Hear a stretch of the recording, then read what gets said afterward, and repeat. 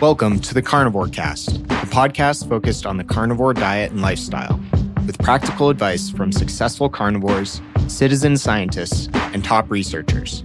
I'm your host, Scott Myslinski, and I'm here to speak with experts and experienced carnivores to get answers to your biggest and meatiest questions while helping you live your best life as a carnivore. If you enjoy the show, please consider supporting the Carnivore Cast on Patreon. By becoming a patron, you'll help us reach more people and continue to create content on carnivore. There are also exclusive perks available, such as private Q&As, consultations with me, and more. Become a supporter at patreon.com/carnivorecast. Check the episode description for the link. Thank you, and I'll see you there.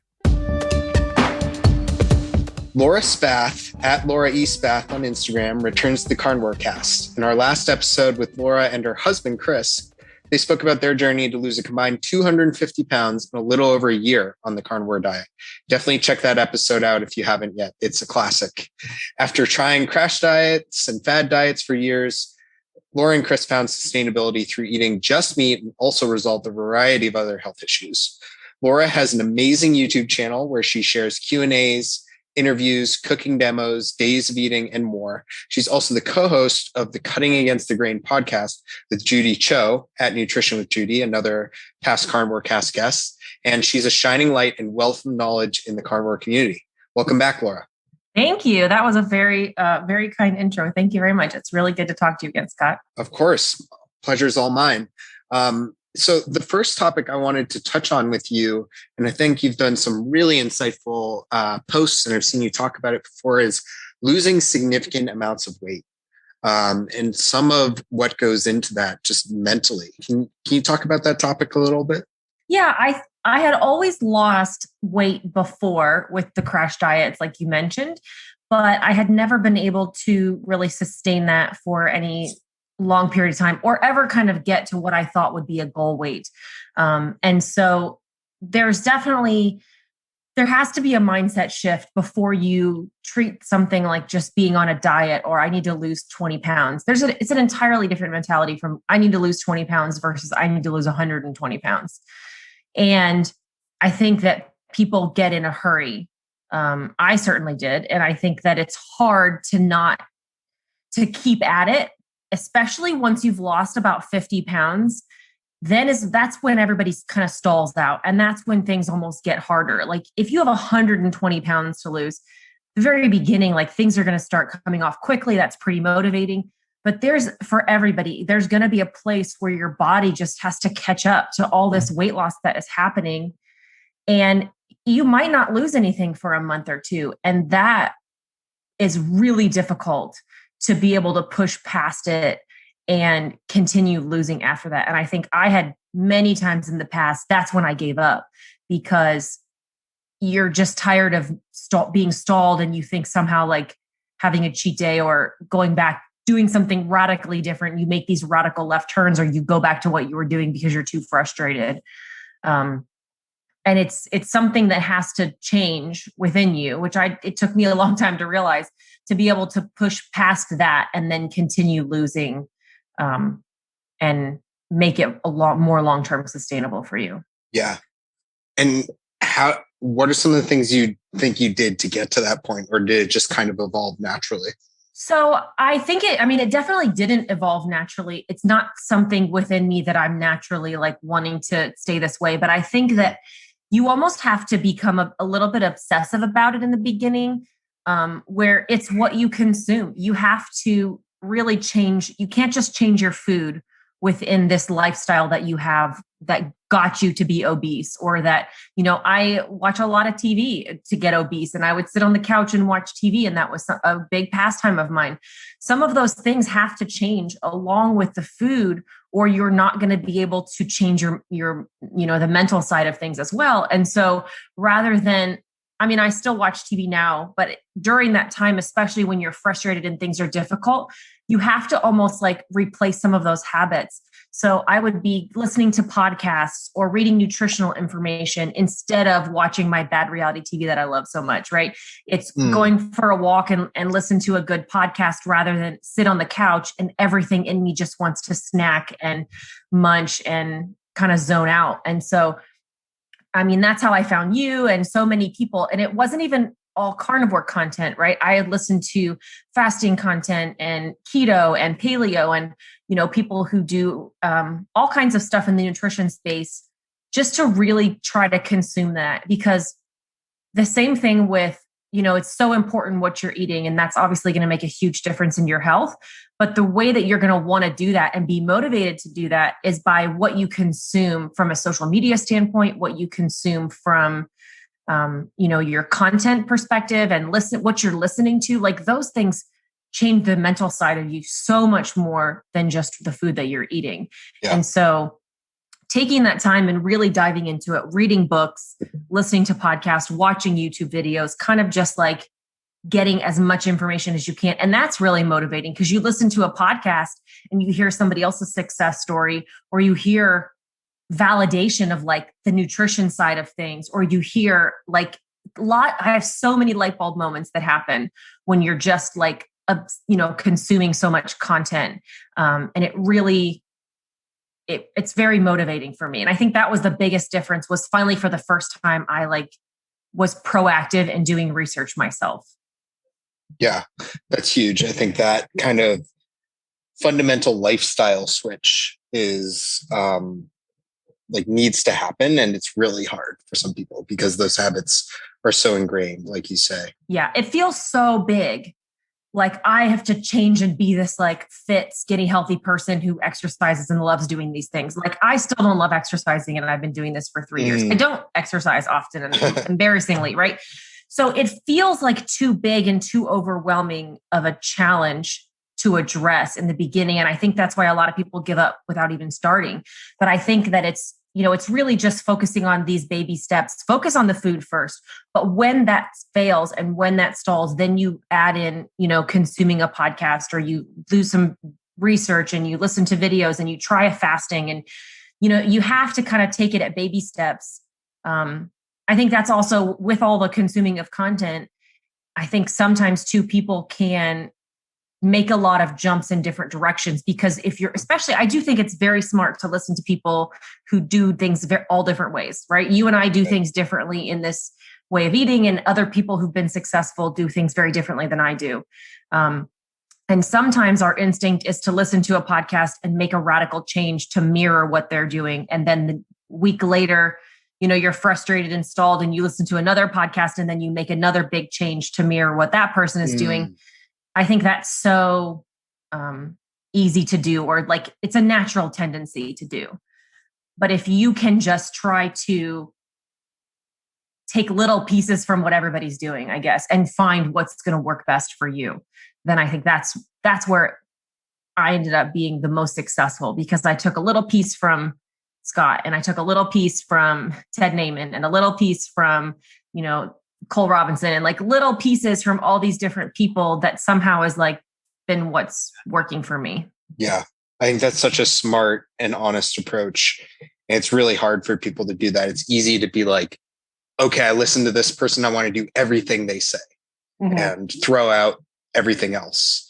But to intelligently adopt pieces of what you can pick up from different experts, different ways of thinking, different sources is what will end in the best result for sure.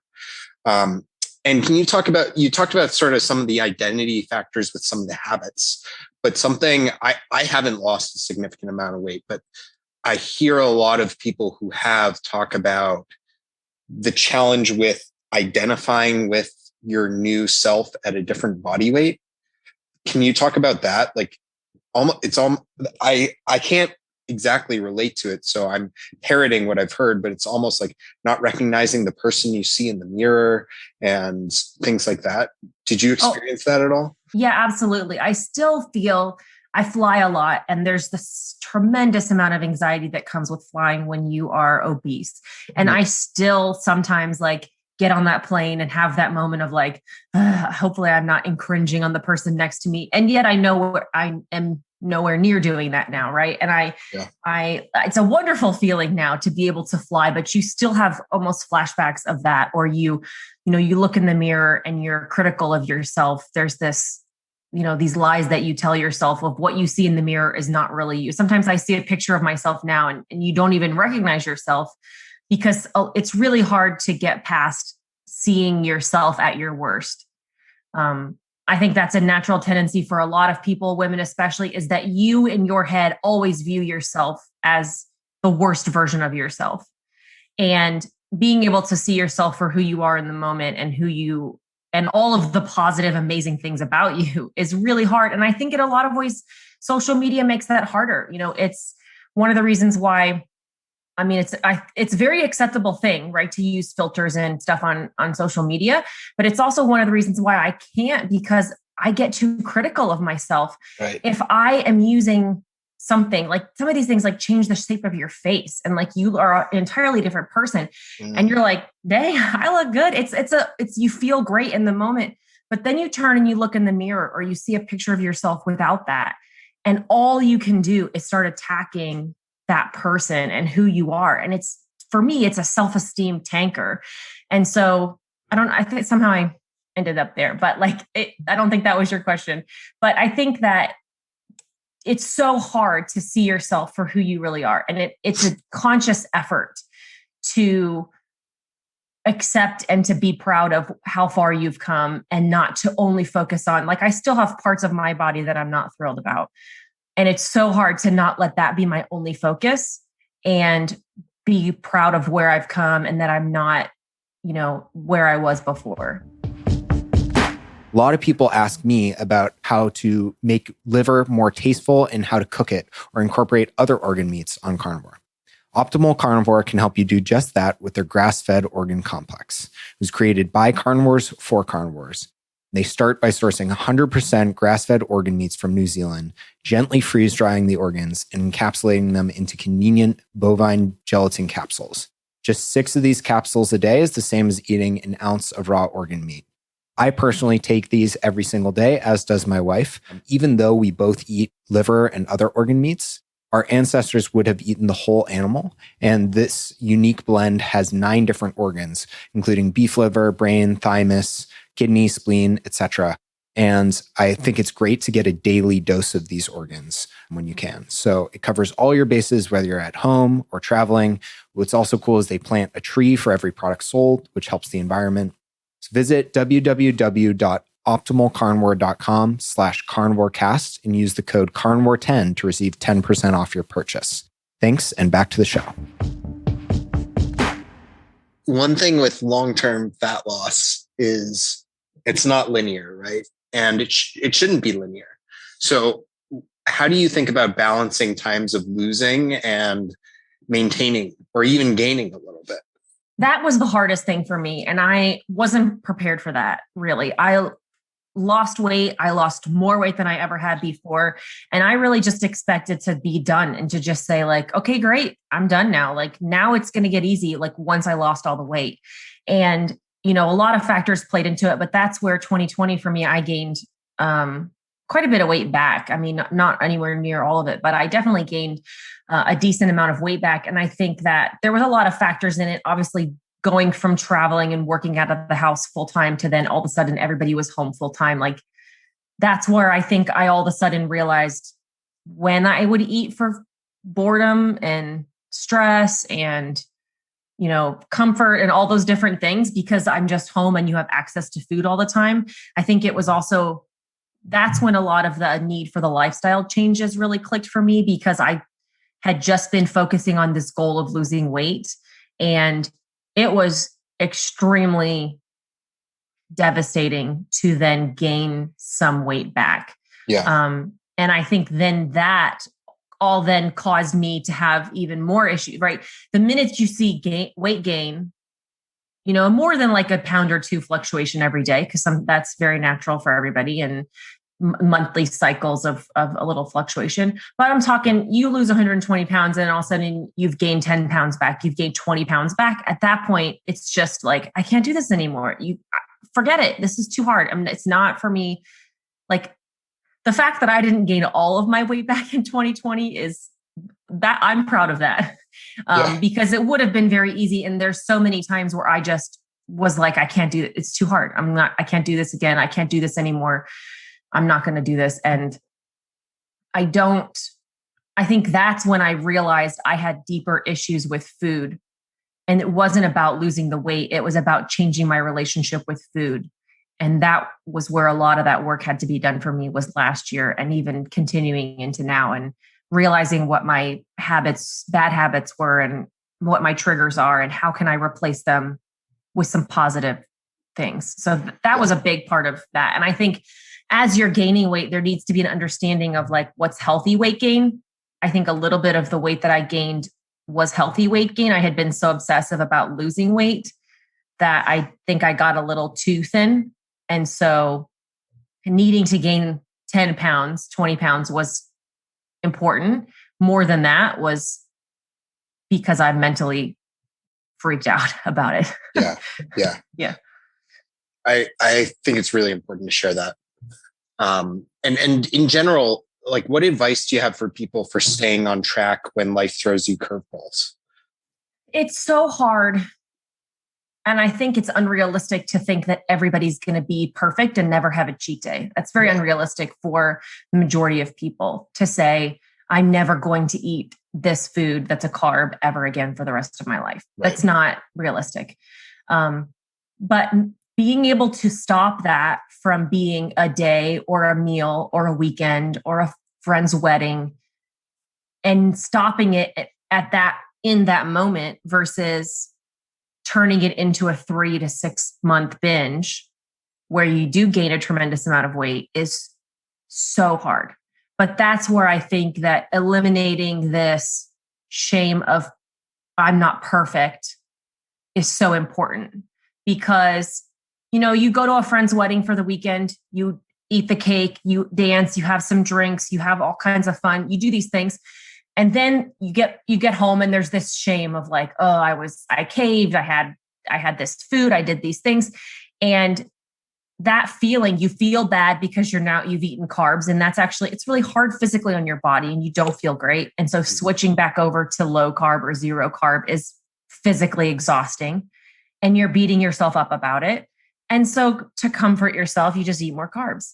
And it's then like switching back over, we know going through that like keto flu maybe, or going through that transition back to fat burning is not fun. And so obviously the best solution is like, don't do that in the first place.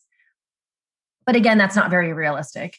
But trying to eliminate the shame that you feel from it and just saying like, man, I had an amazing weekend at this wedding. Now comes the time when I have to set some goals, set some daily goals, set some hourly goals. I'm going to make it through lunch today, not eating carbs. And then my plan for dinner is this. And my plan for tomorrow is this, right? It's about not waiting until that Monday, the next Monday, where you think that you'll be successful, right? Your birthday is on a Thursday, like eat the cake, do what you want to do. But Friday morning, you wake up and you set goals for the day to get back on track, and you don't let it spiral and turn into this long-term bigger thing. I think is hard to do, but if you can eliminate that punishment of yourself, I think it makes it a lot easier to do it. Like, you're not kicked out of carnivore because you enjoyed some cake on your birthday, and there should be no shame for this. And you're not perfect. I think like there's no failing in that if it's a choice that you made. The fail is then to maybe let it spiral and spin out of control and last 3 months, and you ruin your health at that point. But, making that choice to do it and then getting back on track is hard. It's very hard. But I think taking away that punishment makes it easier. Yeah, very well said. Laura, I want to ask you some questions about meal timing and fasting, because I feel like you've talked a ton about this and know so much. Where do you stand on fasting overall, and how do you incorporate it yourself? I think it's an amazing tool for me physically, from a weight loss perspective, and also from a mental perspective. My issues have always been about overeating, mindless eating, and eating. Like, I could eat all day long. I don't have to be hungry to eat. And even if it's carnivore food, I could still eat 8 times a day with no issues, just graze all day long. And I love doing it. But obviously that's terrible for me from a health perspective. You're constantly keeping your blood sugar up and down, and it's not helpful. And then also just, I consume way too much food from that standpoint. And from, it doesn't help. So from a weight loss perspective, fasting has always been a tool or a lever that I've used that's been very helpful and very successful. I, really learned a lot from the Complete Guide to Fasting book. From Megan Ramos, talks a lot about how, fasting is a muscle. Dr. Jason Fung, they use these references about fasting is a muscle and you have to build up to it. So you can't just like, okay, great, I'm going to try fasting. I see Laura doing a 48-hour fast. I'm going to do a 48-hour fast tomorrow, go. And you've never done any fasting. Like, that's not going to be helpful for you in any way, or for anybody. And so for me, I naturally started, I went from eating, even when I started keto, I think I was eating 5 or 6 times a day, your 3 meals plus some snacks. And so I think instantly everybody should cut out snacking, like 100% of snacks. And then once you're comfortable in your 3 meals, I think if you're doing low carb, most of us find that 3 meals a day is too much. Like, you're just not hungry for 3 meals a day when you're eating a lot of protein and good fats. And so I don't know too many people who can't get away with 2 meals a day, right? And shortening that window of doing breakfast and lunch, or lunch and dinner. I think giving your body a break from eating helps a lot as far as digestion goes. I was really successful with weight loss. Then I naturally I came from eating a large pizza and a pint of ice cream afterwards. And so for me, eating one really big meal in the middle of the day made me feel best, because I could eat until I was completely stuffed. And then I really wasn't hungry a few hours later. And the minute I tried to eat 2 meals, I would just eat a lot twice. And so that wasn't very helpful for me. And so for the first 3 years, I did really well with that. If you can't eat a large volume of food in one sitting, 1 meal a day is not going to be helpful for you. And you might find yourself under eating. Yeah. So I think it's important to be aware of that. But I've done the long 7-day fasts, and I've done a lot of 4 or 5-day fasts. For me, I think what's the easiest for me mentally and physically, and as far as the weight loss perspective goes, is just a really good, well-timed 48-hour fast. If I've been consistent for a while, I know I've been very consistent. I'm not snacking. I'm eating 1 or 2 meals a day.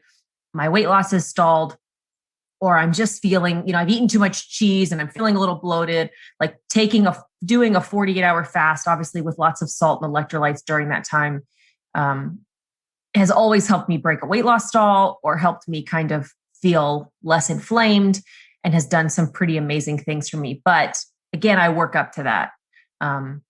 The mental side for fasting for me, I don't feel the restriction. I don't feel punishment. I'm not sitting around hungry, as long as they're well timed, right? If you're coming off of carbs, fasting is torture, because your body's searching for food and it's really hungry. But if you're in fat burning mode and you have excess fat on your body, you shouldn't be hungry when you're fasting. I have to get myself distracted and stay away from the kitchen. But other than that, I really don't think about food, and it shouldn't be this torturous thing. If it is, you're not in a good place to be fasting. So I think that's really important to be aware of. And also, it really just helped me realize, how often do I go to the kitchen to grab something to eat when I'm not actually hungry? And it had a lot of light bulb moments go off of like, wow, you tend to go to the kitchen that many times a day for no reason. Or, the instinct to eat while you're watching TV at night for no reason. You're not hungry. You're very well fed. You're completely satisfied. There's no physical hunger there, but the mental hunger is hard to change. That's where I knew I had to change those habits. And fasting was a huge part of that for me, because it helped me break a lot of those mindless eating habits. I think I have, you mentioned Judy earlier, and she comes from a restrictive background. She comes from, if you have some sort of eating disorder history where you were restrictive on yourself or under eating, this is not going to be a great tool for you to use. Yeah. So you kind of have to know, again, that's part of why it's so important to not mirror what everybody else is doing, and take those tools and understand the science behind it, understand the reasoning of why it works for some people, and then adapt to say, is this what's going to work for me? Yeah. Fantastic advice. And I really like how you laid out a lot of the pros and cons there of different options and finding the right tool for the right situation. Yeah. How about, I feel like you're the master of making carnivore work anywhere. So can you talk a little bit about how you manage carnivore at work and carnivore while traveling? I do. So I have loved, I work from home some, I travel quite a bit. I go to the office some. So I'm the, microwave or in restaurants. And then also there's nothing quite like a fresh grilled steak at home. So that's obviously my ideal as much as I can get it. But a lot of it is just planning ahead. And I think that, when you're unexpectedly hungry and in a situation where you don't know where to find food or what to do for food, I think that's when people can cave and make poor decisions. Number one, part of that goes back to fasting, like knowing that if you don't find food in this moment, you'll be okay. And if I end up not being able to find food for lunch, like, okay, I'll just wait till dinner. Like it is what it is. And you'll be okay. I think taking that stress off of yourself helps tremendously, number one. So fasting is a big part of it because you don't feel this sense of urgency about I need food now. And I think the other part of it is just really planning ahead. I could find something to eat almost anywhere by being pretty creative. Almost anywhere you go is going to have some sort of burger where you could just ask for that, or piece of meat that you could ask for with no sauce. I mean, you might overpay for it, but you can really find, unless you're at a vegan restaurant, everybody's going to have meat of some kind somewhere that you could ask for, plain or just on a plate. And I think planning ahead, I go out to dinner with coworkers often. And so as much as I can, I try to find out what the restaurant is ahead of time. And I look up the menu online. I might even call the manager ahead of time and say, hey, what are my options for this? Can I order something this way? So that way, in front of all my friends or coworkers or people that I kind of only half know, I'm not asking a bunch of questions and feeling like I'm being scrutinized. Most people aren't really going to notice what you are or are not eating. I tend to make my own jerky often. I eat carnivore snacks often. I'm probably their number one customer of purchases. And I try to keep things on hand for situations where I have no control over what I'm eating. But, I take my food to work often. And, it's really, with a little bit of planning, it's a very sustainably way of eating. It's, there's so many options that you have when you're not at home, especially. That's great. And how about something you've talked about a lot, and I feel like kept a really thoughtful, open mind about, is protein to fat ratios. What's your latest thinking on that and how people should think about it for themselves? I think it's like fasting, where it's another one of those levers. If you're somebody who thinks about skipping a meal and it's torturous for you and you can't handle doing a 24-hour fast or a 48-hour fast, great. Well, you might have to adjust your fat to protein ratio to be able to continue losing weight. Obviously, most of what I do and what I have learned and tried obviously focuses all around weight loss. And I know for myself, I could easily overeat and gain weight eating ribeyes all the time. It's just possible. I can do that. My body, maybe not in one sitting, but if you just give me a fresh grilled ribeye 3 times a day, like absolutely I'll eat it. And I'll gain weight. And so I like to use that or the lever of fasting. So I don't have to then eat a meat that I don't want or eat something that's less exciting for me. I want to eat a ribeye with tons of butter added to it. I just can't do that 3 times a day and expect to have any weight loss or add, other stuff to it. So I have tried times in the past, instead of fasting, where you could just cut out the butter, you can cut out, once you're truly fat adapted, then you can start cutting out some of those added fats, or you could try eating leaner meats. I have heard from people when they go as high as like 80 to 90% fat, they just feel hungry all the time. I think I would spend most of my time in the bathroom as well if I ate that much fat. Me too. Pleasantly. Yeah. So that's not really going to be for me. I think from a healing perspective, there's some techniques that if you're trying to heal something specific, that can be very beneficial. But if you don't have cancer or you're not trying to heal some sort of disease. I don't think that's going to be beneficial for weight loss in my experience personally. I think when you're trying to lose weight, your two options are to fast or to eat lean and eat leaner. Doesn't have to be chicken breasts and plain fish, but going down to some leaner cuts of meat, like a flank steak or some types of pork tenderloins, and not adding a bunch of fats to those, then I think that's your other option. I don't think it would be very fun to be eating leaner and be fasting at the same time. Again, you're probably going to feel low energy. You're going to feel pretty drained. I've never really paid too much attention to fat to protein ratio because I prefer to just eat what I want and then use fasting as that lever and that balance. But if I were to, if you are feeling low energy, then, or constipated, add more fat. And if you're having too many issues with the bathroom and you're not losing weight, you can cut some of that fat out, would make the biggest difference. Yeah, I think that's a great simple heuristic, and totally agree with everything you said. And I'll just add to it saying that if you do want to use higher protein, lower fat to lose weight, don't be too extreme with it. So don't go from ribeye steaks with butter on them to chicken breast or like only, end roasts that are extremely lean cuts of beef. Try swapping out one meal for a leaner cut. Or try what Sean Baker has sometimes advocated, which is a fat cycling approach, where you do 3 days of leaner meats or 4 days, and you start to feel kind of crappy, and then you go back to fatty cuts for a day.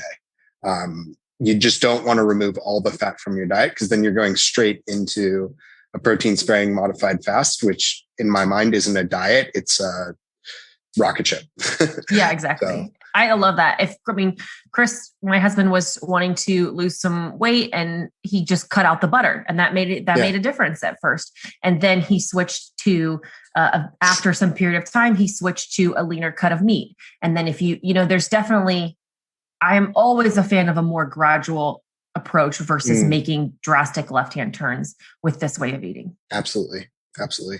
And there's a lot of talk in the carnivore keto space about adding in other foods, non-meat foods. Call them carnivore, call them what you want. I don't like labels. What do you think of that? I'm with you on that. I don't think it makes, you could call yourself whatever you want to call yourself. It doesn't matter. I think bringing awareness to this way of eating is the most important thing. But I think it's great if people want to eat other foods. If you can, go for it. Yeah. I know some, myself included, and I know people who end up falling into this trap of trying to convince yourself that you're capable of handling other foods, and then you really can't.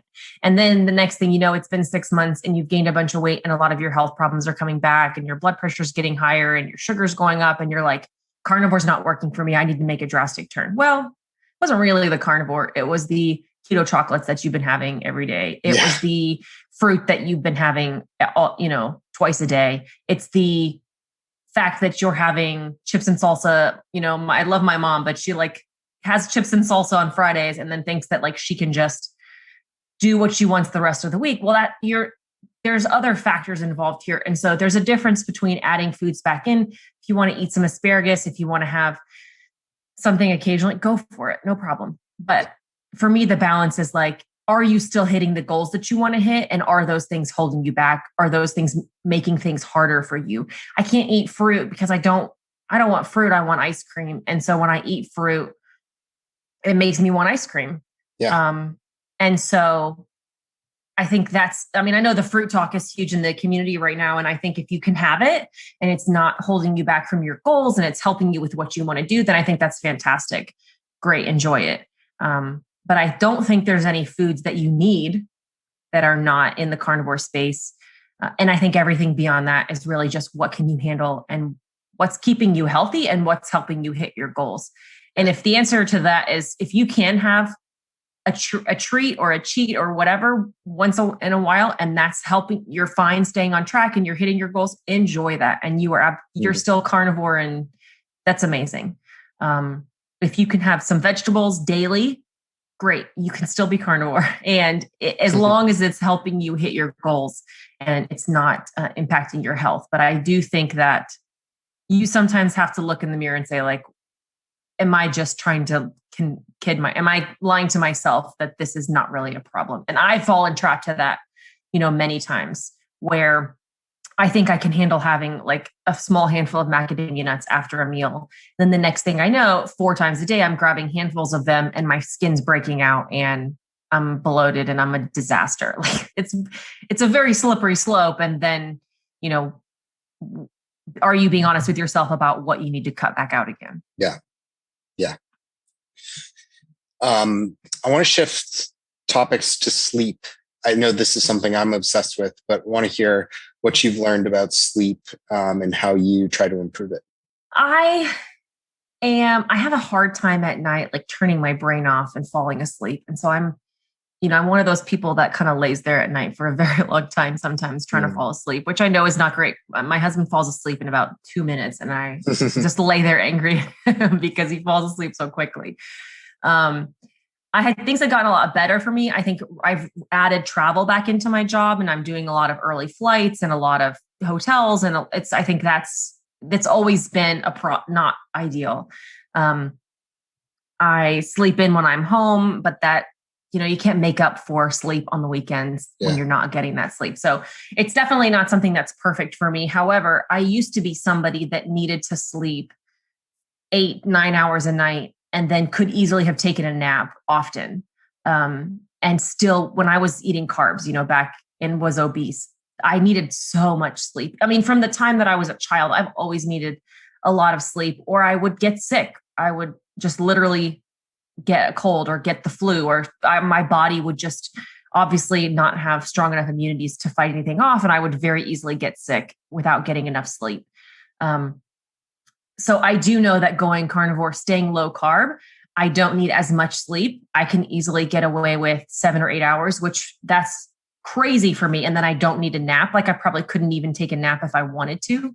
And I really love napping. So that is actually kind of a sad thing to not be able to be napping when you love it so much. I don't need to anymore. So I think that's the big part of it. For me, the more strict that I am, the better my sleep is. And so sometimes that's a little bit of a wake up call for me is, hey, maybe you're, munching too much outside of your meal window. Maybe you snacked late at night on some pork rinds and cheese, and you didn't sleep well that night. Like we need to have that awareness of those things. So I think it's definitely important. I've never tracked my sleep in any way, but I think that I'm with you on the fact that sleep is a huge indicator of your health overall, and can make a big difference. So I definitely know how important it is and try to, it makes such a difference on weight loss.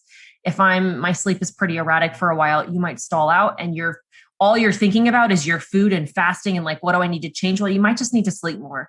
And that might need to be a bigger priority and keep everything the same. This is the baby steps. Again, don't go trying a different diet. Make sure you're sleeping enough. And that can have a huge impact on it. I went through a period of time early into the diet where I was having some hormone issues. And one of the things that I had to focus on was sleep because my sleep was really out of whack. And so that was one of the things that I had to get back in line in order to help my hormone health. Yeah, I think that's an absolute prerequisite, sleep, for any other lifestyle change. Any results or goal you have is a foundation of good sleep. What do you think people get wrong most often when trying carnivore or losing weight in general? And I guess general advice you would have for people out there? I think it's just a lack of consistency. And I think that, with anything that's low carb or that's this way of eating, especially when you're trying to keep yourself in that fat burning mode, it takes time to get there. It takes time. You might lose the initial water weight, but it takes time for your body to really be in fat burning mode. And it takes consistency to keep it there. And if you're having even like things like keto treats or some moderate amount of carbs can throw you out of that. It's going to affect your energy. It's going to affect your weight loss. that's, again, my mom eats this way as well. And I had to kind of have a little talk with her to say, if you're having those chips and salsa on Friday nights, it's throwing you out of ketosis. So even though you get back on track on Saturday and you're perfect for the rest of the week, it's taking you until Wednesday to get back into ketosis. You're not sleeping well, your energy's impacted. And then by the time you hit Wednesday or Thursday, you're finally feeling good again. You might then start losing weight again. And then Friday you go and you have like your little girls' night out or whatever. And that's starting the cycle all over again. And so if you're somebody who wants to do a cheat meal once a week, like this is not a way of life that's a good choice for you, to be honest. Like maybe you should just focus on cutting calories to lose weight or something else, because you can't eat this really high fatty meat all week long, have a bunch of carbs one day a week, and then expect to lose weight. And you're going to actually probably end up in a pretty terrible situation with your cholesterol and your health overall, because you're kind of combining the worst of both situations. And so it's okay to say, that's not the lifestyle I want. I'm capable of having a cheat meal Friday nights and getting back on track every Saturday morning. Don't do high fat carnivore. I mean, pick a different diet to the rest of the week if that's the lifestyle you want, I guess. I think finding a way to be consistent is the most important thing to being successful. The longer that you can be consistent, I do think, there's an element, the easier it's going to get, the stronger you're going to feel. It doesn't have to be this extremely restrictive. You can still go out and have fun and do things with your friends and find things to eat or not eat and still have a great time with them. It doesn't have to feel restrictive. You can be flexible. I think it's important. Sometimes I eat twice a day. Sometimes I do. Everybody else is sitting around eating and I'll eat something that carnivore related, right? And I have that one non-negotiable thing. And for me, that's like eating carnivore. I have to do that. Fasting times, meal windows, like other things I'm flexible on those. But I know that that's my one thing, is that I will just find something that's meat. I try not to have seed oils, but do I obsessively worry about it every restaurant that I'm in? I personally don't. It doesn't impact me as much that way. In my house, we don't use any kind of seed oils. But again, it's finding something that's carnivore and me staying on plan is the most important thing. I can't fix everything and worry about being perfect in every category because it's so overwhelming for me. I'll just give up. And so I think I have to just pick like, what's my one thing? Maybe it's just for you in the beginning, it's just no sugar. And if you can just start with anything else is fine, but if you can start with no sugar, then once that's more comfortable, then you can focus on maybe adding in a meal timing or, taking those things really one step at a time to what's going to allow you to be the most consistent. And that's what's going to help you be long-term successful. Yeah. Great advice. Laura, this has been fantastic. Really great to catch up with you. And I just love your perspective and thoughtfulness on a lot of these topics. I think people can learn so much from you, and you put out so much great content for people to learn from. Why don't you tell listeners where they can find out more about you? And I'll have links in the show notes as well. Thank you, Scott. I appreciate it. This has been, I've told you this before, but this podcast was extremely helpful for us in the beginning, and just hearing so many different perspectives that you bring forward and share has been tremendous. So thank you for that. You. Yeah. The best place is just go to YouTube and look for Laura Spath. And then same thing on Instagram. Laura E. Spath is on Instagram. So those are kind of the two places that I'm most active. So awesome. Thank you very much. Great. Thanks for your time today, Laura. Thanks. If you enjoy the show, please consider supporting the Carnivore Cast on Patreon. By becoming a patron, you'll help us reach more people and continue to create content on carnivore. There are also exclusive perks available, such as private Q&As, consultations with me, and more. Become a supporter at patreon.com/carnivorecast. Check the episode description for the link. Thank you, and I'll see you there. Thank you for listening to this episode of the Carnivore Cast. If you enjoyed this episode, please review on iTunes. It really helps us out. And share it with a friend. What questions would you like answered, or who would you like to hear from in the carnivore research community? You can find me on Twitter, Instagram, and Facebook at Carnivore Cast, or go to carnivorecast.com. You can also email me at info@carnivorecast.com. I'd love to hear from you. Until next time, keep it carnivore.